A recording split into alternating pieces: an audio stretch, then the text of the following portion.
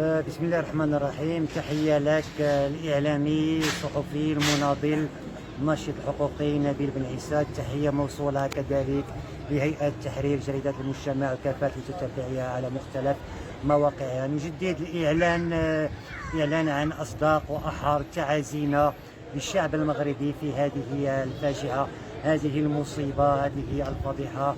نتقدم بالتعازي لكل من فقد ابنه في سبتة المحتلة، ونترحم على شهداء المغاربة الذين سيولون الترى في سبتة المحتلة في ظروف كان ينبغي أن تكون وفق الشريعة الإسلامية، بما فيه الدعاء لهم، صلاة جنازة أو على الأقل صلاة غائب.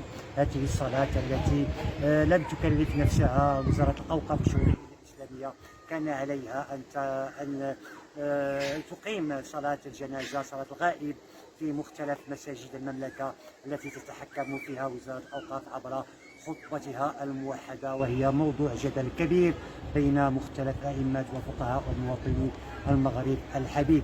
إذا نشاطر، نحزن كما تحزن أمهاتنا في الظروف المأساوية التي تعيشها.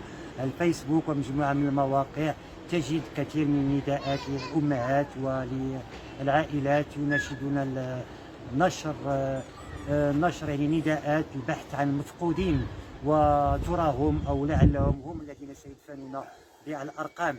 إذا في الوقت الذي تجد العائلة تبحث عن ابنها، تجد هذا الابن في سبتة المحتلة يدفن وهو مجرد رقم في ظروف حاطة بالكرامة، بالروح الإنسانية التي أوصى بها الله سبحانه وتعالى: من قتل نفسا بغير حق فكأنما قتل الناس جميعا. المسؤولون عن هذه الوفيات نسأل الله أن يغفر لهم ويدخلهم الجنة بفضله ورحمته. كذلك وزارة الداخلية مدعوة إلى التواصل مع العائلات الذين يبحثون عن أقاربهم، إلى جانب وزارة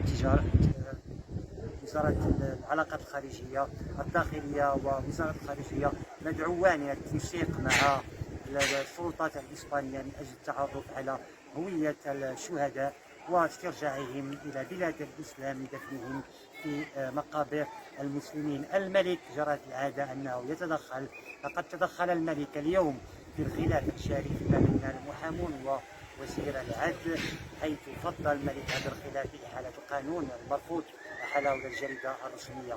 الملك مدعو إلى التدخل في البعد الإنساني من أجل مساعدة الأمهات في استرجاع أبنائهم. الملك مدعو بالتدخل، نناشده التدخل من أجل إعادة القاصرين والأطفال اللي كيتواجدوا تما، لأن كاين مجموعة ديال الأسر اللي كيناشدوا المؤسسة الملكية من أجل يعني أنهم يرجعوا لهم وليداتهم. صحيح، الأمل معقود على المؤسسة الملكية، هي مدعوة للتدخل بحكم أنها مسؤولة عن كل ما يجري ويدور. هؤلاء أبناؤنا، تصور لو أنهم كانوا أبناء الوزراء.